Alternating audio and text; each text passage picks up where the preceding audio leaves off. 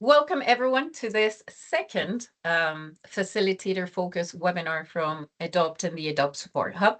We've been organizing events like this because we understand that Adopt being a relatively new program, it's important and it's interesting, one, to tell you about the experience, but also to allow you to ask your questions.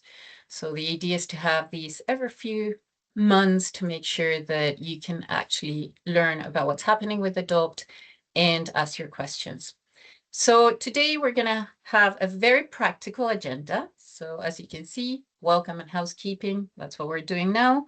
A reminder that this is being recorded, but what we've done also in the past is compile the questions in a Q&A that we share with you afterwards, so that if you're not that comfortable with the video format, you can always access the information as a report. The other way around. We will be talking a little bit about what Adopt has been so far. So in that case, I'm going to ask Chris Lyons first to share a little bit with us, and then Crystal will present a little bit about what Business Connect have been up to when it comes to Adopt. And then we're going to be having a conversation rather than formal presentations. We have organized today as a conversation with two great facilitators, Daniel and Mary, which you can see on the screen today. So we'll have a conversation with them for about half an hour, and then we'll open the floor to your questions so that you can proceed with the Q&A. And if you have any questions to our presenters, but to any of the presenters, including the Chris's, feel free to. And then finally, we always share a little bit about how the Support Hub can help you, because one of the beauties and the most interesting aspects of this program in particular is that there is a Support Hub that can help you from idea inception all the way to project implementation and anything in between. So that is part of what we do. Without further ado, I think that you don't need to hear from me much more. So Chris Lyons, I think that it would be really interesting if we started this conversation hearing from you and giving us an update of what Adopt has been so far, since we're a little over a year now. It's been quite exciting. Yeah, exciting times, Anna. I'm going to just share my screen. So if you can just confirm that you can see it, that would be really helpful. Is that showing up? It's perfect. You just need to put it in presenter mode. It's coming. It's coming. How does that look? Are you seeing the right screen? Yeah. Yes. Fantastic. I'll be quick, guys, because the important thing here is to hear from Daniel and from Mary that have been running a load of these projects. As I am minded that there might be some of you that haven't put your foot in the water properly yet and really experienced running Adopt projects as a facilitator. So I'm just going to remind you a little bit of why we're all here. So Adopt's all about the adoption of on-farm technologies, but it's got two strands, importantly. So just as a reminder, that first strand is all about facilitator support. It's for £2,500 only. It's really important that everyone understands that that's all it's for. The number of applications we still have coming in for half the money, thinking that they're doing really well in supporting it. No, we just want to see that £2,500 application.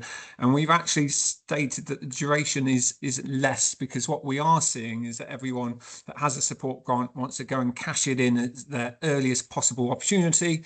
So we've reduced that to 3 months there. The full grant, as you can see there, and just to really drive home this point, it's for £200,000 maximum going forward, not for just round 8 that's opened last week, but going forward. And we have listed, I think now 12 competitions on the FIP website. So there's lots of opportunity there for projects between 6 and 24 months. And just don't forget, if you're talking to farmers, growers, technology partners that have got smaller projects, 50k plus, absolutely submit them. You know, we are not going to adversely score them for being smaller. They will have exactly the same scoring structure and everything else as a larger project. So just a reminder, lead farmers must be from England, but you can have partners from the devolved nations. So just as a reminder, and just as a reminder again about the full grant, you do need to have some mandatory partners there. So you've got to have that English farmer, you've got to have another farmer from the UK, and your project facilitator. Lots of opportunity, but clearly there are the options to bring in those tech providers, those research organizations, those other businesses. And that's the feedback that we've been driving with in terms of raising it from 100k to 200k. You know, there wasn't the opportunity in some cases for some of these other partners to come in. There wasn't the opportunity for more farmers to come in. So doubling up that cap hopefully allows that to take place. So what have we done in the last 12 months? We've run 8 support grants. We've run 7 full grant competitions. We've awarded over 235 full grant projects now. And we have got 1 fully engaged support hub. And if you haven't engaged with the support hub, please do, because there's lots of opportunities for them to support you with dissemination, with facts and information about running trials. You know, we've got some real expertise in that support hub. They're fully funded, so they're free to you to access at any point. And I just put this up on the right hand side. This is Ben Adams. I don't know if anyone follows him, but he's been talking about one of his adopt projects. He's got 10,000 followers on Instagram. Not a huge number. It's many thousand more than what I've got. But interestingly, he's had 17, nearly 18,000 likes after putting that post up in the last month or so.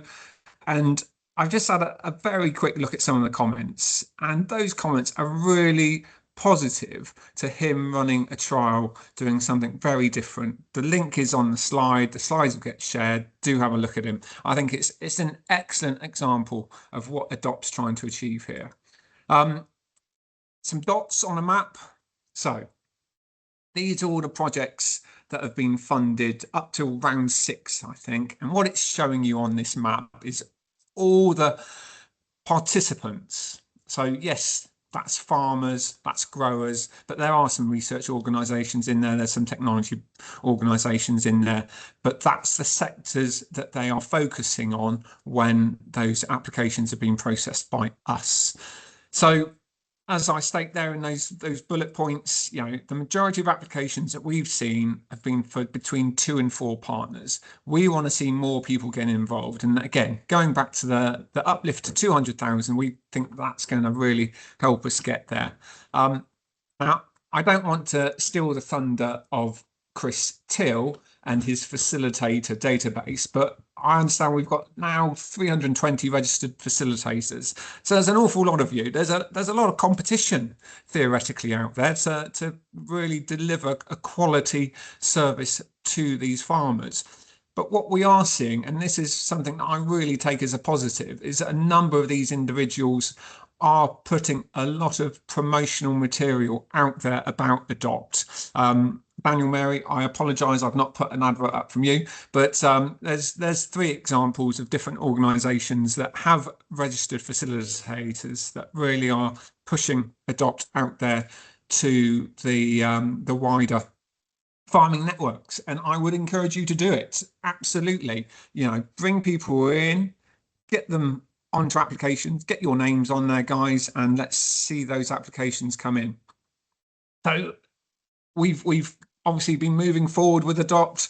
We've been talking to DEFRA with Adopt, and as I said, we've managed to secure at least up to round 12. We should be getting more rounds coming forward as well. So if you follow the sequence of dates, you'll see that, you know, that should easily take us some way into 2027. And there's huge opportunity here. We are only at round 8 for the full grant, and you've got until the end of July to get applications in for that one.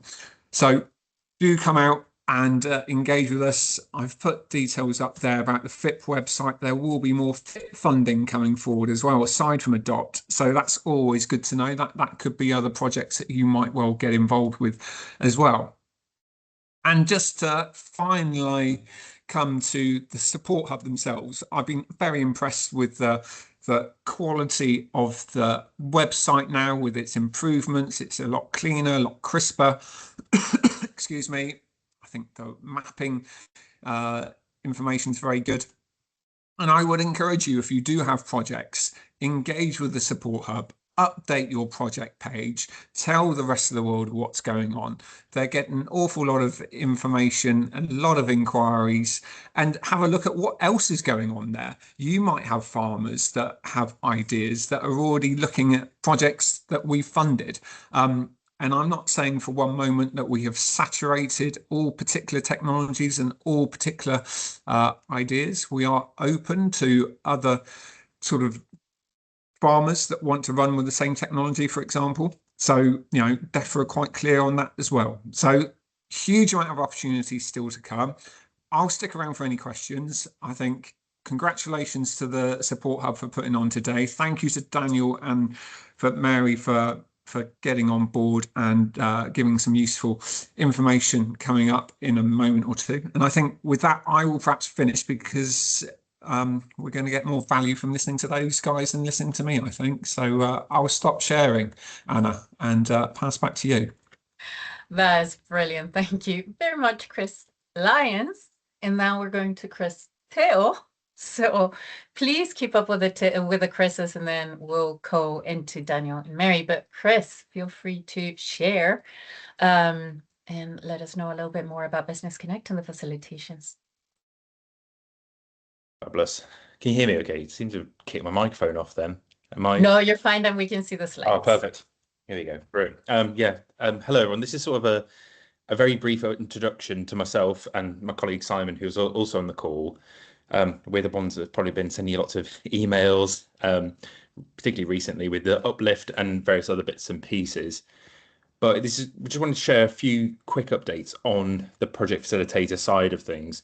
Appreciate, and I think echoing what Chris said, it's really amazing now that we've got 320 of you signed up to this database. We sort of acknowledge the fact that the database isn't like in the best shape it could be. You know, we've got lots of ways that people can refine by sector, region. But what we've noticed, and this is working really like hand in glove with the support hub at the moment, is when they've got a client or a farmer, grower, etc., interested in engaging the Adopt program, but not sure who to turn to for a project facilitator. In our offline copy that Simon and I have access to, we can give a really better targeted selection for them, you know, based on often people want to work with people in the same region with and particular expertise, but also beyond this searchable function that we've got at the moment, we can really get some granularity and identify the best candidate for you, which is probably why you're getting a lot more seemingly out of the blue emails but with a bit more detail about what the client's looking for. So it's working really well, I think, and we're getting some really nice application submissions, etc. beyond that. And just going to reiterate this as well. I know some project facilitators have already engaged with this, but if you are at capacity and you can't take on any more projects, we can temporarily pause you on the database, so you'll be removed from this public facing database, and also we won't connect you in that other capacity. But that's not to say when you give us the green light, we can then chuck you back on and re-engage in the process. I appreciate sometimes it can be quite overwhelming. You're getting 50 odd requests for connections.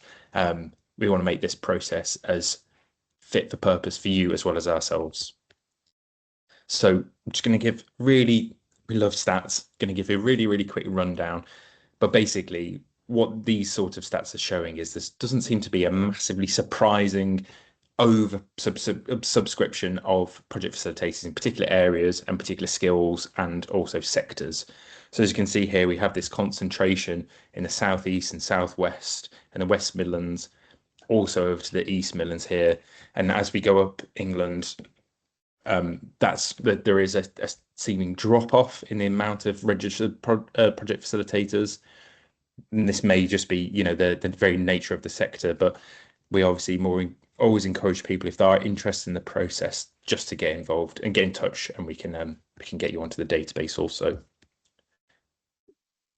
This is also similar theme with the sector breakdown. So majority of project facilitators we have record their sector expertise in the broad acre sector, then followed by horticulture and livestock, with combinable crops within broad acre being one of the most well represented sectors. And finally, I'm just going to talk about, this is who the population we've got in our database. Obviously, we've got quite a lot of generic cross-cutting skills, which make up the majority of the registered project facilitators, including knowledge exchange, facilitation, sustainability, innovation, etc. But it's not to say that, you know, we've got some really, really fantastic sector expertise, and that is where it really comes into play when you've got farmers who a bit worried about, I've heard about this idea, I don't quite know how to make it happen. That's when we connect them with that real sector expertise to get those trials well designed and get that project really, really successful. Now, on the flip side, so that's who we've assessed and put onto the project facilitator database. The other part of our role at Business Connect is, as said, give those introductions between the client, so the grower, farmer, forester, and yourselves. Now, what we've noticed is in round 6, we had a massive increase in appetite for connection. So we assisted 46 clients and made 125 connections. By connections, we facilitate that introduction email between a client and a project facilitator.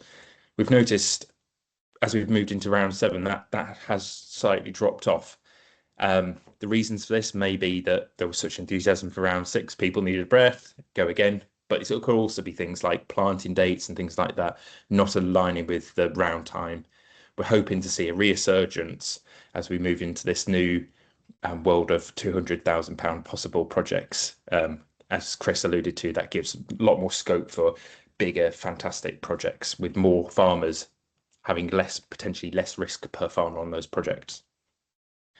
Again, not going to gild the lily on this too much, but we're not really seeing a dramatic shift in the amount in the uptake of project facilitators, in particular geographical regions, and also finally in the skills and sectors. They're sort of remaining very constant. So again, the generic skills like knowledge exchange, they're really remaining up there, as well as the combinable crops, the ruminants and the novel food systems also remaining in that top position.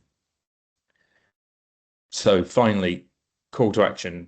We really want to, as Chris said, we want to drive more high quality applications via your networks, with that round 8 being open, with the possibility of achieving up to £200,000 projects. So if you've got any way that we can assist from a Business Connect point of view, please do get in touch. We're happy to iterate, and we are trying to make our project facilitator database as fit for purpose as possible. If there's anything else we can also do, please do get in touch. And also beyond Adopt, we've got some other grant systems that will be coming into play quite soon. These may be a natural follow-on, and this is sort of where we can give advice about those sorts of things. So please stay in touch, and it's a pleasure for me to speak today. Thank you for listening. Thanks so much, Chris. So I think that everybody is up to date with what's happening with Adopt so far. You've heard about what's happening on a project, sort of like from a project perspective. You've heard about the facilitators. So I think that now it's a good time to actually go to the people making it happen on the ground. So welcome, Daniel and Mary. Thank you so much for being here. I was gonna prepare a small introduction about each of you, and then I couldn't decide exactly what to put there because you guys are doing so many things all the time at the same time that I thought it was easier to just ask you to introduce yourselves and start immediately with the first question, which is trying to understand, why did you guys become Adopt facilitators? What drove you to explore this opportunity? So combining a little bit your presentation, what you guys are doing, and how that relates to Adopt. And I think I'm going to start with Mary, and then we go to Daniel. So Mary, go for it. Okay, hi everyone. So I'm Mary Dimambro, and I've been doing research on farms for quite a long time now. And I've also been helping farmers apply for funding for quite a long time. And that started off with things like ELS and HLS back in the day, and then going forward to the new agri-environment schemes, and then more into research projects. So that's included the Farm Innovation Fund, so the feasibility study type work, and then moving into Adopt. So I like getting involved in the technical side of things as well. I do also have a research background. So when green bins were first invented, I was helping farmers understand how to use the compost that local authorities were making, and that's continued into doing research on digestates, compost, and also recently insect manure, so frass and things like that. So designing trials, thinking of different ways of doing things to reduce what we're buying in and to make farming in the UK more resilient. Brilliant. Thank you. Daniel, your moment to shine. Okay, thank you, Anna. So yeah, great to be here. So I'm Daniel Kindred. I'm now independent. I run the Agronomy Research Circle. But really kind of got into this. I mean, I was a crop researcher with ADAS for 20 years. And we ran a project in 2010 that really kind of changed my life. Where it was a link project, so the pre-runners of Innovate, where we worked with farmers, looking at precision farming and testing new nitrogen technologies to be able to automate nitrogen decisions. But we set that up with these field scale experiments where we worked with 3 farmers over 4 years, and actually set up these field scale experiments kind of with what we call chessboard experiments at the time. But what we kind of learned from those, working at a field scale rather than kind of just at the plot scale, was kind of mind-boggling at the time. And also that fact that we can just work with farmers, we can work with, and we can do proper statistics on this. We can do proper science, working at this scale and working with the farmers, and getting that experience, their views, the ideas, like recognizing really that, in my view, most of the innovation that really matters happens much closer to farms, with farmers and people who are working with farmers, rather than from the kind of the academic ivory towers. Yeah. So the last 15 years or more in ADAS, we developed what we called agronomics. So another Innovate grant where we really kind of actioned that approach to be able to do on-farm trials. And at the same time, we developed what we called the Yield Enhancement Network from 2012 onwards. So bringing farmers together to share data and learn from each other about trying to understand what drives yields, how we can kind of achieve higher yields, and doing that by taking measurements and learning together. So really my whole kind of career since then has all been around trying to make this work. And one of the big problems for the last 10 years is having the kind of the funding or the mechanisms, the vehicles to really make that work.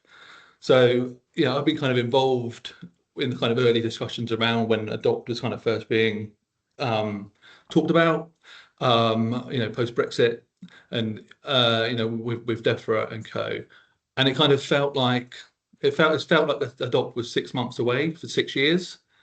So I was kind of really fortunate that I left ADAS to go to Anglo American and developed at that point this idea of the Agronomy Research Circle. So trying to bring together these ideas of how we can work with farmers or networks of farmers on farm using what I now call the 4 E's. So evidence, explanations, evidence, experimentation, and exchange. Bringing those kind of 4 concepts together to actually understand what works on farm.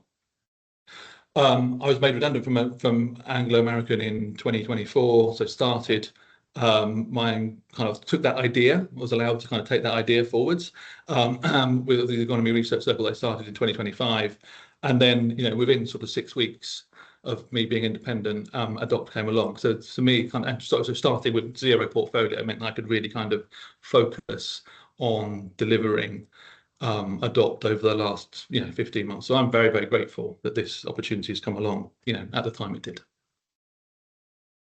Brilliant. I think that's a really good segue to going into the Adopt world directly.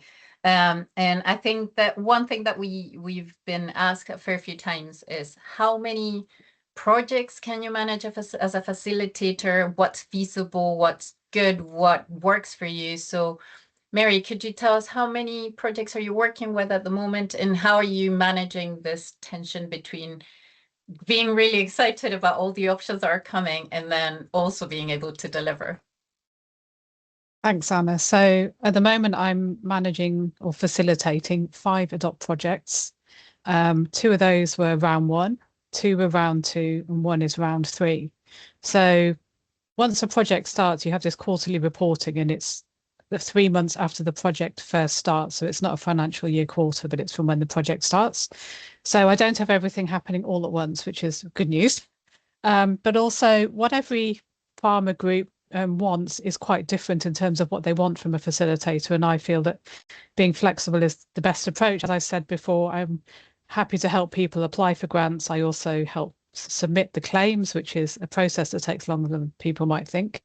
But I've had one farmer team where they have all done Innovate projects before, and they've said, it's great that you're a facilitator. We want you to do this quarterly reporting. So every quarter we have to provide evidence of what's happened in the project, so that then the monitoring officer can be happy and say, yes, I support that claim. So this one team, they've already done Innovate projects. So they wanted me to write the grant sort of summary report, but they didn't need me to actually do the nitty gritty of the claim submission because it was something they've done before. Whereas I have other projects where farmers are like, no, please, you help us. We've never done this before. So each project and each time requirement is different. And it also depends how long the project is. So one of my round 1 projects is to do with willow, creating different types of compost from willow mixed with other materials. I have popped my profile in the chat, and at the bottom of that there is a link to the Willow Compost project. And just a quick promo, there is going to be an event on the 30th of June, the day before Groundswell, which is the first event of any of my adopt projects, so that's quite exciting. So with that project, the composting is quite long term. So some quarters we don't really have much to report apart from the compost is maturing. And then obviously we've got this event coming up. So in this quarter, there's quite a lot going on. So it varies quite a lot how much input is required. It depends on the nature of the project. Another project is looking at broiler farms and introducing black soldier fly larvae. And there the trial is 40 days. So we've had 3 trials already and we're writing up. So at the moment, I'm quite busy doing my technical hat, writing the project up.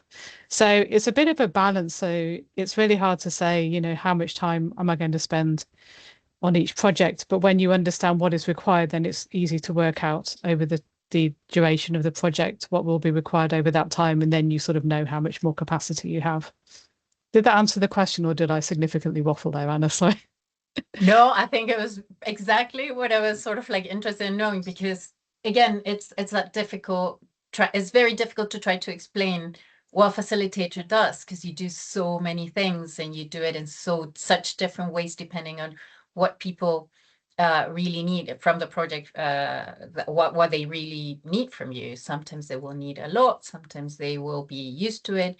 So it's good to hear that it's a little bit of a fan of opportunities, from people that really need the hand holding to people that are quite happy to just have you there, helping you move the process along, but not necessarily having to be on top of everything. Daniel, how's your experience been so far? So yeah, no, really good. So I've been successful. I've now got 9 active full adopt projects, and another 6, I think, starting. And then a whole load of these facilitator support grants as well. There's kind of lots of those which are kind of already turned into projects, but then lots more of those in the pipeline. And so, you know, I am at the point now, which is more than I can handle. And so I made the kind of decision probably kind of March time, that it was either kind of, I had enough by March to kind of really kind of keep myself comfortable kind of going along myself. But I've made the decision to say, well, actually, I think there's a real opportunity here to connect and collaborate. And that to me is one of the nicest things about Adopt, is that it's not kind of bound up by the IP. The whole thing is about sharing. So it should be really easy to collaborate and to connect and find the synergies between projects in Adopt. So that's what I'm really kind of looking to do now. I'm now building a team. So with the Agronomy Research Circle, that's really a community. You know, it's really a kind of a connection of people who we can work with in this space, so other facilitators and researchers and people who can kind of bring into projects to help me. I'm now building a a kind of a project management system. We've got kind of templates for, you know, how we can kind of help with all the applications and with the claims process and all of that. And so trying to get a real kind of project management kind of pipeline, if you like, to support the way through this. So that's my kind of plan, is that we can kind of keep saying yes. I want to be able to keep saying yes to new projects, because there's just so many good ideas out there, and it's so nice to be able to now, after really the first time in my career that you've been able to have a conversation with a farmer and actually, you know, for a real genuine question, but that would have been kind of too applied for kind of any kind of, you know, PBLCT type research type funding in the past, and probably not commercial enough for kind of typical innovate type funding in the past. So to me, any kind, pretty much any kind of engaged farmer talk to, I think it's kind of, you can kind of pretty quickly get to the nub of an adopt type idea, an adopt type project that we could pull together there, which would be of common interest to a wider group. So I want to just be able to keep doing as much of this as possible, and build a team that, you know, work with as wide a network as people to enable that. So yeah, I think that sort of like, again, takes it very smoothly into my next question. I'm going to stay with you, Daniel. So it's around, how do you connect with the projects? Is this something that's coming from you? Is it something that's coming from your environment? Is it something that's coming from Business Connect? A combination of all of the above. I think that there's a piece there in terms of the facilitator being very important for the project, but not overtaking it. And that's, again, a difficult balance. So it would be really interesting to hear how your experience has been. I'm assuming that with 9 projects, it's a little bit of everything. So just to share that experience with us. Yeah, absolutely. It's all of the above. And so, I mean, there's projects. So I've started with a project called the Crop Nutrition Club, which was very much kind of, you know, where I'm the driver, where I've kind of got networks of farmers who have been working with in, you know, over the last 10 years, and kind of things that we've wanted to do, kind of questions or broad areas. So around crop nutrition, how can we make better decisions on crop nutrition? What are the technologies that are available? What are the approaches that we could use? Yeah. So, and things that I've got a passion about that I want to do. So I've kind of been the real driving force of that, but it's been no problem at all, you know, getting farmers kind of on board with supporting that. And there is, and it's still, even in that case, really important to properly make, you know, the farmers the leaders of that. Yeah. They're right through to the other ones where I have, you know, and especially it's less so. I haven't had many kind of inquiries via the facilitator list or from Business to Connect in the last few months, but early on certainly had a lot of connections through that, where then, you know, farmers got a pretty clear idea of what they want to do, and I've helped support that through the process. And then right through to other ones where you kind of have that conversation with it's really that conversation with a farmer, and a kind of sort of farmer you kind of think is going to want to engage in something like this, and has got loads of, and there's lots of farmers out there who have way more ideas than anyone can handle, but we can kind of hone down on 1 or 2 project ideas there together. So we're really kind of helping a farmer test them. So Simon Cowell would be a really good example of this, where he was 20 years of long-term of no-till, but kind of really, and got fantastic soils now, really great soil health, but is not seeing the yield increases that everyone kind of talks about from a regen kind of system. And so this is a project and then working with John Cherry and Andy Howard, so kind of other kind of long-term well-known regen farmers, but really kind of looking at what actually is the limitation to crop performance in that area. And that's something, again, that someone like Simon's been wanting to do, the kind of project that he's talked to the likes of the Rothamsteads and the people who have tried to get funding for that for a long time, and there's never been an avenue to do it. And that was one that I did fail on the first time, because it was a bit, it's kind of verging on being sciencey, it's verging on being a researcher. So the original proposal was kind of too researchy for some of the reviewers, and not researchy enough for others. So we then brought Rothamsted into the project, and then kind of made that into a really tick the box, if you like, from the research credibility side on that. But finding that that track that makes it kind of right for adopt is well, it is part of the process. And then I've got other projects where, like with say with Dyson Farming, I'm facilitating a couple of projects with Dyson. I mean, they know, like Mary says, they know exactly what to do on all of the things. So really, that's kind of a pretty light touch. The quarterly stuff and kind of using kind of networks and kind of trying to be a bit of a critical friend, I guess, into the project.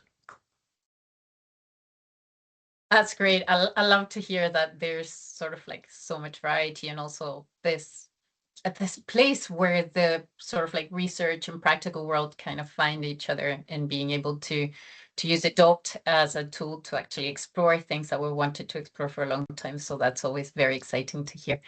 Yeah. Mary, same question. Oh no, go. So I just say, I mean, so the next, just in terms of that, then we've now developed what we're calling ARC Innovators. So as a community of farmers, where we actively support those ideas and share those ideas from the very outset. And so that becomes a kind of a recruiting ground specifically of the sorts of farmers who say yes, the sorts of farmers who want to engage in this.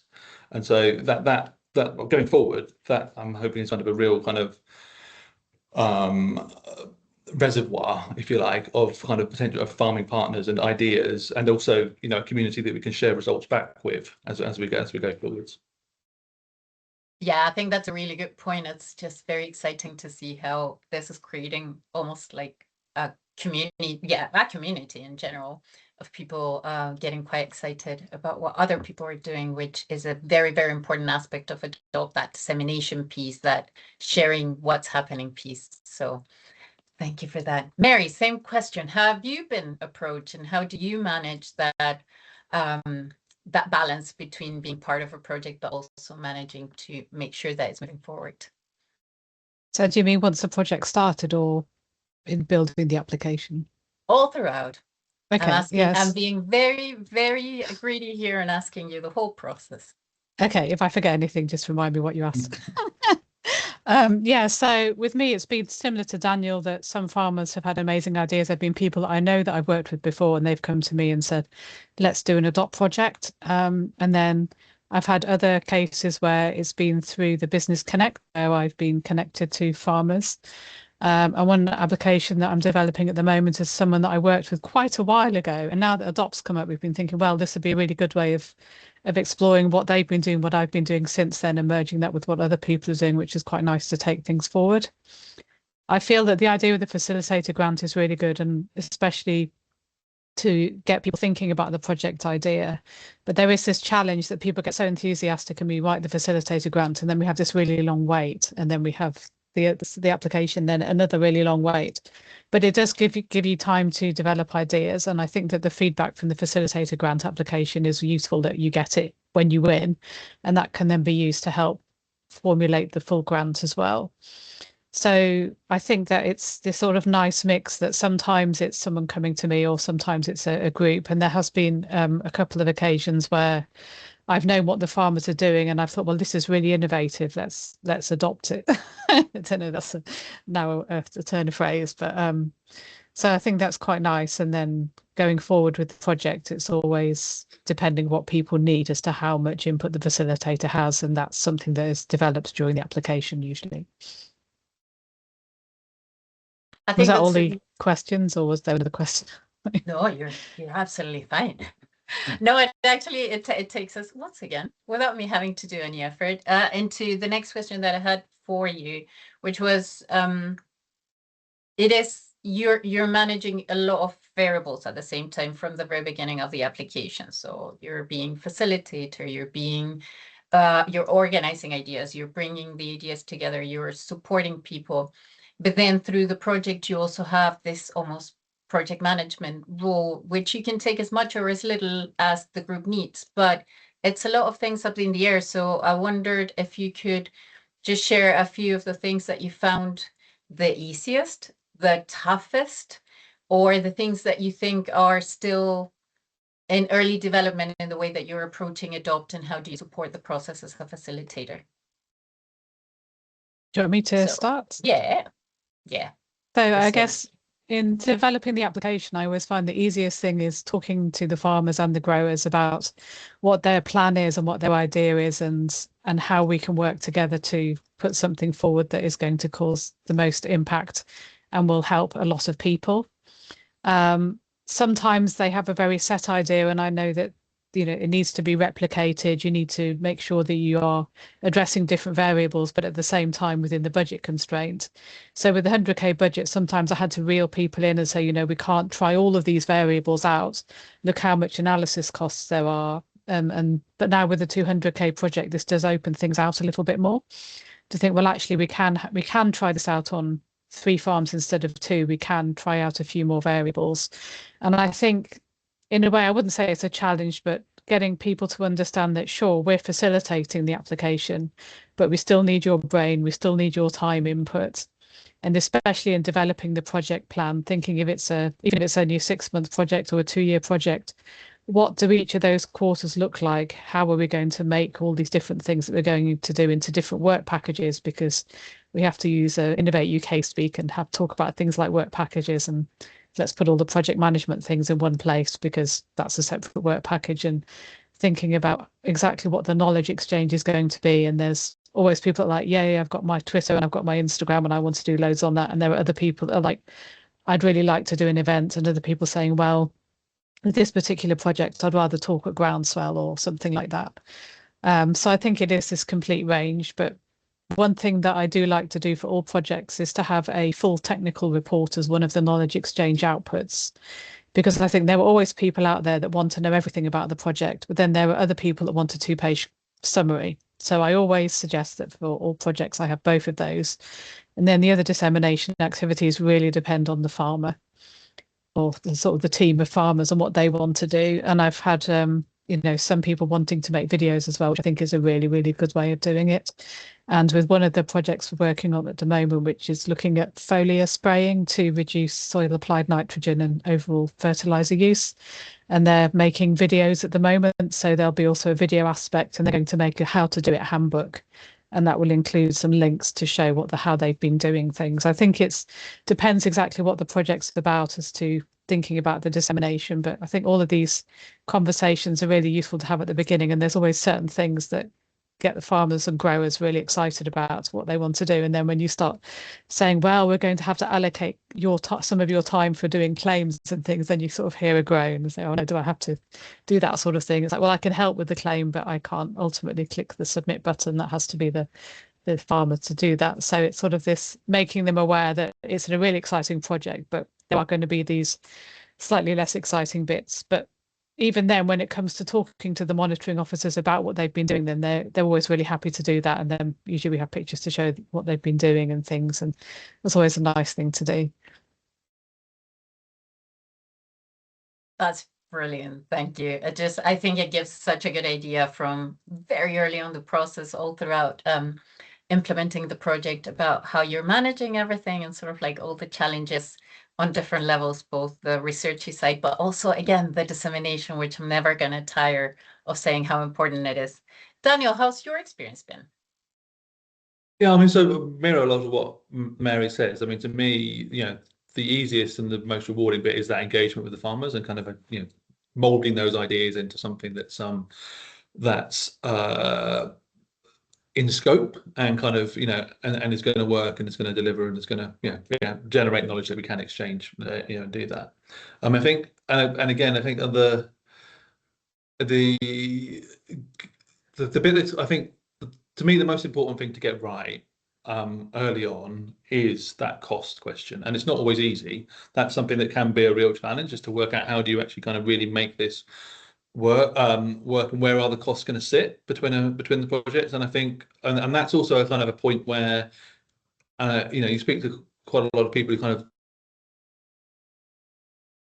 at the very end. That's when you hear about projects falling apart, because people haven't really kind of appreciated what the real expectation is, what the real commitment is in this, what it's actually really going to look like. What are you committed? What can you be funded for? What can't you be funded for?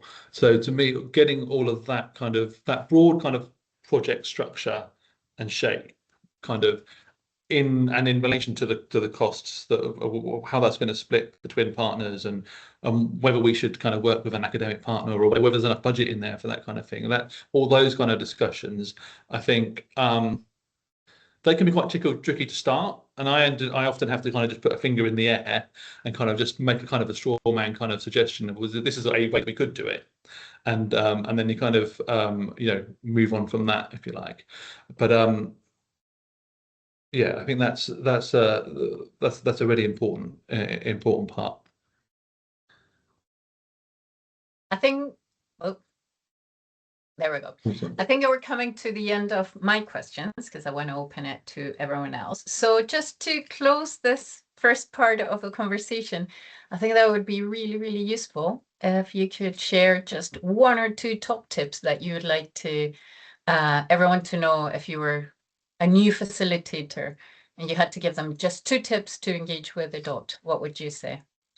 Daniel, start, and then Mary.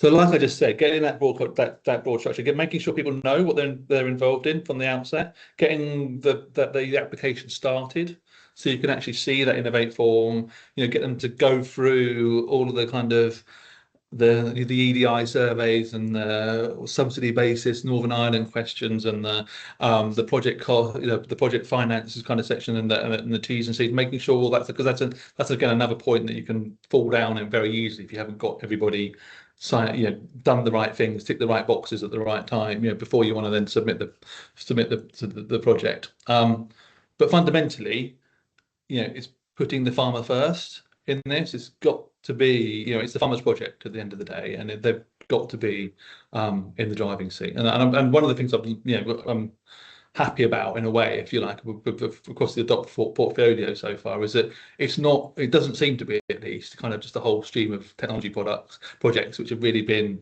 driven by technologists kind of twisting the arms of people. There's a lot of really good, genuinely farmer-led, practical, practice-based, knowledge-based projects in the portfolio.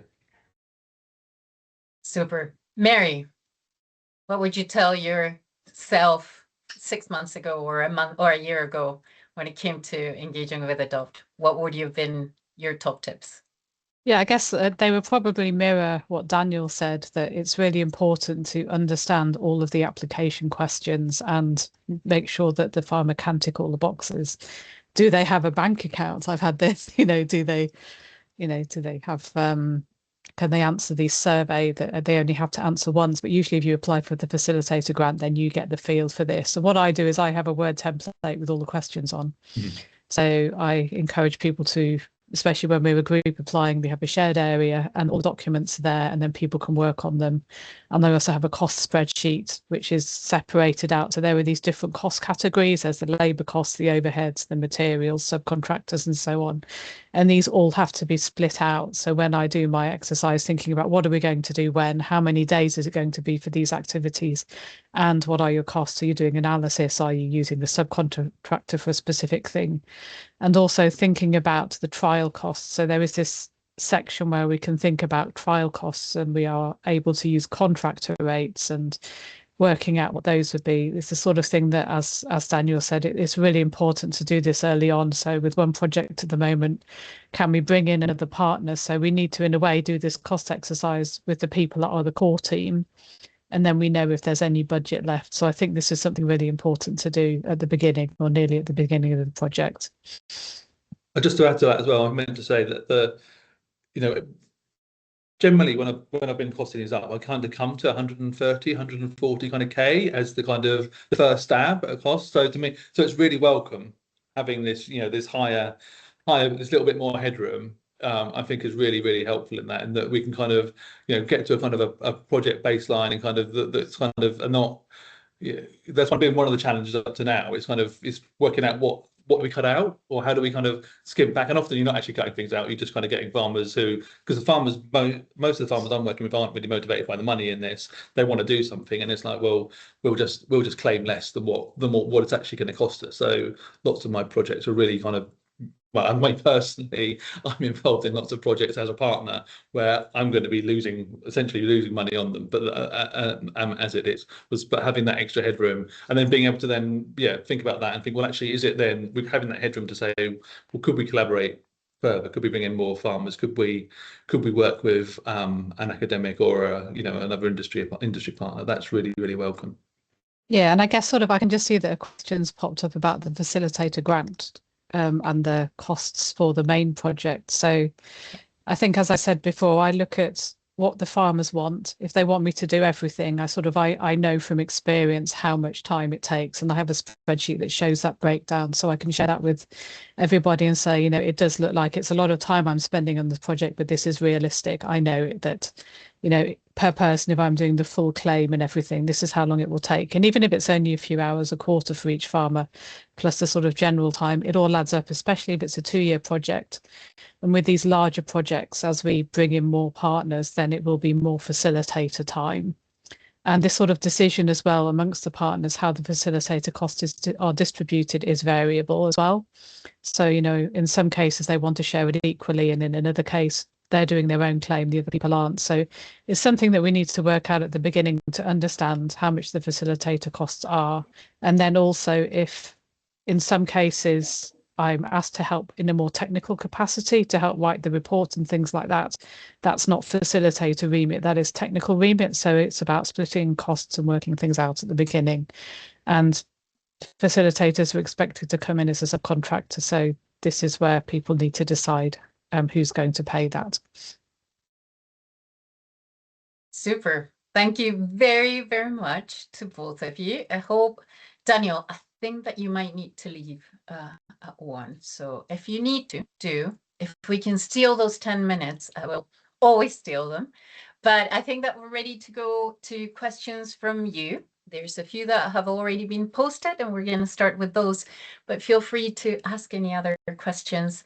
You can ask them to both our facilitators, but also we have Sarah Clark and Les Helps from the support hub. So if you have questions that are more aligned with that, feel free to ask them as well. And of course, we have Chris Lyons here and Chris Till for any questions that are better suited to Innovate or Business Connect. So I think I'm going to start with the first one that came super early on from Henry.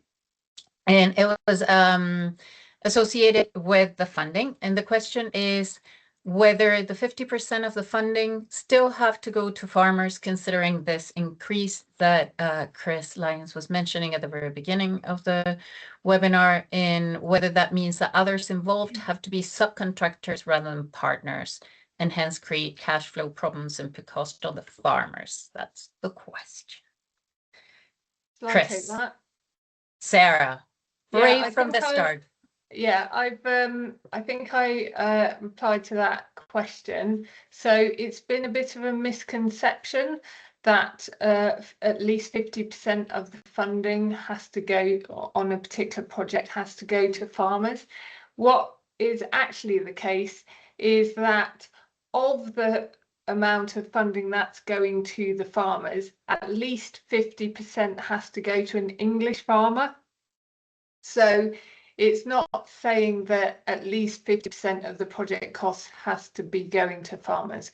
So it's, as Mary and Daniel have been saying, it very much depends on the project, how it's organised and what partners are included. So it may be the case that there's less than 50% of the total project cost going to the farmers, but it's very much on a case-by-case basis.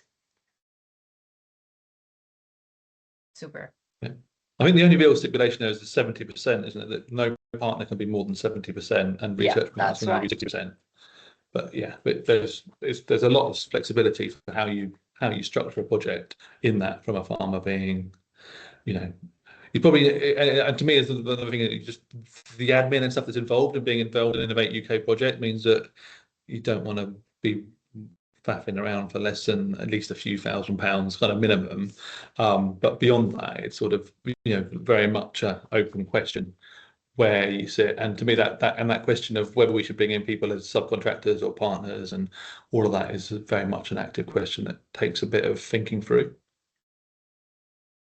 And again, I think that connects with what you and Mary were talking about spending that time very early in the project as a project, identifying how you want to allocate costs, how do you want to spend that money, and how does the project really want to look at the end of the day, both on an Excel sheet and in reality. So that's an important aspect. In case people have not been reading the chat, there was a good question around whether farms were allowed to lead in multiple applications, which I think is always worth highlighting. Chris, you answer that one. Do you want to just, for everyone's benefit, just answer it live? Absolutely. Thanks, Anna. Yeah. So if what all applicants need to do and facilitators that are supporting is read the briefs, because from time to time they may change. So for instance, obviously we've gone up to 200k, we've reduced the facilitator window. So things do change, and what we do, we channel anything that we change through the support hub so they know it and they can pass out as well. But absolutely, when it comes to individual applications, we want farmers that are innovators, that might have a big list of wishes that they want to try, to do as many as they can. And that's why we've got Adopt running as back-to-back competitions. So if you've got a particular idea, crack on, get an application in, let's hopefully get it funded.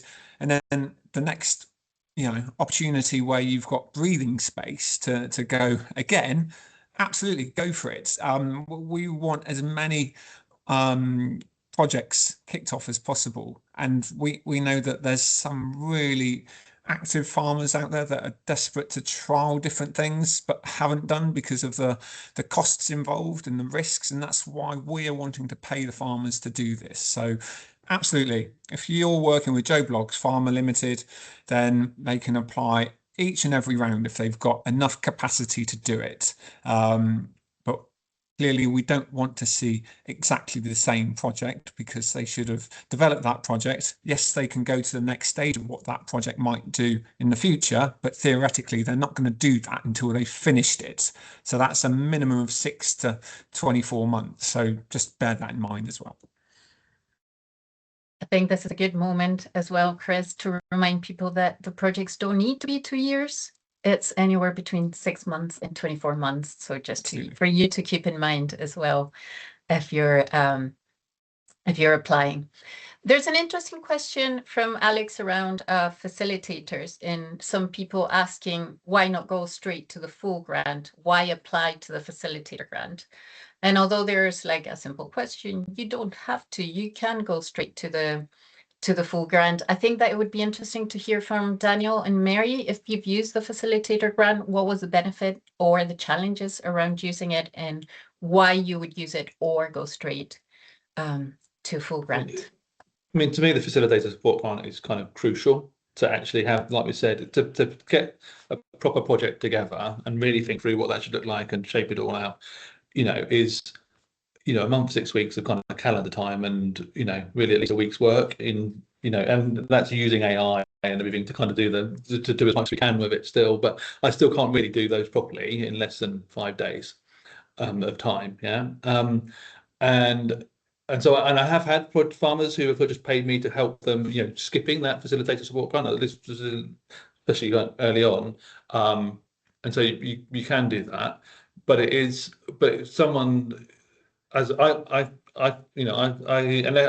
projects where I've got a meeting just now on a project called Performance Live, which is kind of really about benchmarking and kind of taking on this idea of farmers sharing data. That's something I've got a personal interest in, that I'm hoping that we can kind of make that something that we can do, embed in projects into the future. I've got a real passion to do that. I'm happy to put my own time, and I don't need a project. I don't need any kind of grant for that. But something else, one way or another, if I'm going to help someone put something together, that someone's got to pay that time. Brilliant, thank you. Mary, your thoughts on the facilitator grant? Have you used it? So I think apart from one of my projects, all of them had the facilitator grant. There was one farmer group that applied for the full grant straight away, and they put me in. and I only had the opportunity the day before to proofread their full application. Unfortunately, they were unsuccessful. I saw a lot of things I would have improved if they had had access to facilitator grant. I would have been able to help them formulate their proposal. But then, it could be in other cases where people are amazing at writing things and they don't need the facilitator grant because they are able to pull in a full decent application, and then they just need me to do certain things. It is so variable, but as Daniel said, in a way, time is money, and it's not very, paid work will always take priority. So I guess if someone wanted to submit a full grant without the facilitator grant, sometimes it makes sense time-wise, with the time scale of you thinking, well, when do I want that project to start? And with the current round, I think the projects would start in December. And if that's a good time for people to start a project, then you think, well, maybe I will just give it a try. And I think there's a difference in sort of saying, okay, I'll be the facilitator, I'll have a quick proofread and provide a few pointers. But to actually be able to do this full development of a proposal and think about all the risk register and the costings and everything, the facilitator grant is a really good idea to help people that have no experience in applying for grants. As Daniel said, if people were wanting to apply straight away for the full grants, then it would be a case of, unfortunately, having to still charge them for my time. I think that And will also, probably be the same for all the facilitators, that it's and it really shouldn't be a big issue. The facilitator support grant application it does look daunting when you go into it, and there's all this stuff to do, but it's only really 3 kind of questions that really matter. And I mean, Chris would say that this is really just a stage gate, and really I've not been involved in any facilitator support grant that's failed so far. Everything that we put in has got through, and generally speaking, I mean, I've worked with a farmer to I'll generate the text myself, but using AI and stuff now, if you've got the broad idea of what you want to do, generally we can do a facilitator support grant in a couple of hours. It doesn't really, I don't think it's worth spending much more time than that on the facilitator support grant application, because really it's about kind of just, is this a real farmer? Is this a real genuine question? Is there a real prospect that this idea has legs? Yeah, it's sort of that isn't necessarily how the reviewers are reviewing it. I've got lots of ones where the reviewers are kind of reviewing the facilitator support grant. The comments are kind of like, well, you should have done this, this, and this. And I'm like, well, that's not the point of this grant. This is to enable us to answer the questions that the reviewers put on there in the full grant. There shouldn't be any expectation that we should be assessing, I don't know, market size or quantifying stuff like that for this facilitator support grant. But that is how some of the reviewers are kind of looking at it. But like I say, everything's got through, even with pretty low grades and some pretty questionable applications that I've been involved in. Well, the farmers have submitted on my behalf that I haven't seen them before they've submitted them. As you say, Daniel, it's a first stage, so it's good to hear that you've been successful with it. I think that for everyone's benefit, it might be useful for Chris or Sarah to explain how it works time-wise, because it's been fine-tuned through the whole process. So Chris, Sarah, who would like to explain how it overlaps or doesn't with the full grants, which is a question that we've been getting more and more as the support hub lately. Sarah, do you want to go first? It's all right. I'll let you. I know you. Yeah, I'm sure you'll be able to do this. Yeah. Go for it.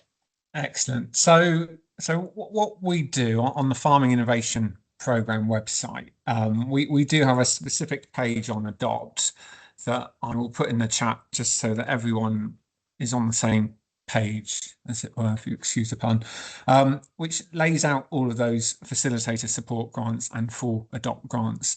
So what we are trying to do is give those opportunities for people to go through that facilitator support, as Daniel's just mentioned, get acknowledgement that they can go forward with a full grant. And it's really basic. So all we then need to know is that you've got that reference number for a facilitator support grant, put it in the full grant, and then you don't even have to be assessed for the full grant. You've just got to pass our eligibility. So I've just been doing all the eligibility checks for round 7, and it's great to see that I think I'm at 99% of all applications coming in that have a named registered facilitator. It's been a little bit painful in earlier rounds where lots of farmers have said, I'm going to get a facilitator. No, that's not good enough. We have to have a named registered facilitator in both of those applications. But yeah, that there should be flexibility there to get into the relevant facilitator support grant, get acknowledgement of when you've been assessed, because that assessment should be relatively quick because it's only one assessor. And then we turn that round, we tell you whether you've been successful or not. And as Daniel said, in the vast majority, we approve everything. I'm very suspicious of anything that we throw out. So I do get things reassessed on some occasions because I'm not happy with the way the individual assessor has looked at it. You've got to remember that Innovate UK look at multi-million-pound projects, and the assessors have kind of been brought up that way to look at IP and all sorts of things. We're only asking 3 really basic questions, which includes the credibility of your facilitator. So we've overturned several to get them actually funded. So as Daniel says, you've got a really high chance of getting funded with a decent application that hopefully you've seen, because we want to make sure that you've seen these applications. But yeah, the timing, coming back to that point, if you don't make the next window, then you definitely make the window after that. But we've tried to arrange it so that you can get in as close as you can to make sure that you've not got, or the farmer's not got, a big sort of cash flow issue with that £2,500. Does that answer the question? Please do come back if it doesn't. I think it does. And just to complement your answer, there's a comment there from Simon mentioning that some agreement holders seem to be confused that the facilitator support grant covers ongoing project management. Just to highlight, this is for the pre-application stage. So just to consider that. Sarah, anything else to add there? No, Chris has covered that. That's good. Brilliant. We're getting. And Anna, sorry, just Oh, if I can comment, I realise on that link that everyone can now see if they want to. It does say that rounds 11 and 12, the dates will be confirmed. So DEFRA have clarified to us that they want to run those rounds. It's just we've got to finalise the exact dates as to when we run them. So rest assured, 11 and 12 will happen in both facilitator and full grant. We just need to absolutely pinpoint the dates that we can run those projects on and those competitions. Brilliant, thank you. And then go, Daniel. So can I just ask a question of Chris and the team? We've doubled the funding pot for per project to the 200, but there's no difference to the funding pot of each competition is going to be the same, yeah? Is that, am I right? No, that changes, Daniel. So if you look at the brief, on each brief, it will tell you how much is allocated. So round 8, it's got 5 million allocated. So they'll still fund a good number of projects up to 200k. Yeah. No, I mean, up till now, I mean, because I found it, 90% plus of the proposals I put in, we've been successful with. Yeah. And that's much more than I was expecting necessarily. And so I'm imagining that with the 200k limit, that will increase the competition, both because more people will apply, and plus also because there'll be less, it will support less projects if each project is a higher amount. So that's the kind of the flip side in my mind of kind of whether of the increase in the funding pot is just that kind of, if this makes it a little bit more competitive than it has been going forward. But I don't think that's necessarily a bad thing. No, absolutely. And that's why I'm quite happy to see a portfolio. If we still see those smaller projects, there's no reason why we won't fund those smaller projects over a larger project in terms of size of project grant. So quite looking forward to seeing what comes in there. But there's what I really want to put across is lots of people get the message about DEFRA stopping SFI overnight and things like that. That's not going to happen with Adopt. We're in constant dialogue with the team at DEFRA, and we've got up to round 12 approved. There will be further rounds coming. There will. So I think that's just the confidence that I want to give to this facilitator network, that there's work here, guys. Yes, we've increased the size of a project, but that's no guarantee that we're going to see hundreds of applications. I'd love to see hundreds more applications, because I think there's still an awful lot of want in the industry to do a lot of different projects that we just haven't seen yet. And I'm also saying that we've not seen a whole lot of you facilitators on the list. You know, Daniel and Mary have had several, and there's lots of you that have only had one or none. Come forward, get an application in, get some support if you're a bit nervous of the process, because we're here to help. We've got the support hub, we've got Chris and Simon who are there from Business Connect. It's all there to try and help you guys bring the projects in and get them funded. Brilliant. I think we have time for one last question, really fast question. Anything that wasn't answered, we will send an email sort of like with answers. So, but it's just around the dates for the next, when will dates be known for, this is a question for Chris, about other FIP competition rounds, as some successful adopt projects from earlier rounds will be within scope and can graduate to these other schemes. Not sure if you... I don't know if I quite follow that. So you start off talking about fit. Which are you in the Q&A? Are you in the meeting chat? I'm in questions? the chat. So when will dates be known about other FIP competition rounds, as some successful adopt projects could graduate to these schemes? Okay, yeah. Does that make sense? I would honestly say that's the other way round. I would say FIP leads into adopt, in all honesty, because we're trying to demonstrate trials, whereas the rest of the FIP, you should be developing the technology to drive into that. But to answer the question, there will be farming innovation program competitions coming forward. I believe feasibility might be one of those, but I think it's most likely in the next quarter or two. So keep an eye on the DEFRA blogs, because the DEFRA blogs will want to take that highlight originally. So they're the guys that will be making those first announcements. So make sure you are signed up to the DEFRA blogs. Super. I think that's all the time that we have today. So just thank you so much to all our speakers, of course, Daniel, Mary, Chris and Sarah. Thank you so much for taking the time. As I mentioned, we will be answering questions later on.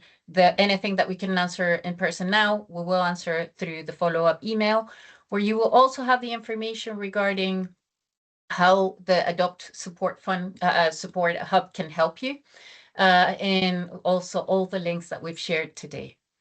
Any final questions, Daniel, Mary, Chris? If we're all good, we can all go for lunch. And thank you so much, everyone, for joining us. Have a lovely, lovely evening. Bye. Thanks, Thank everybody. you. Bye. Bye. Bye.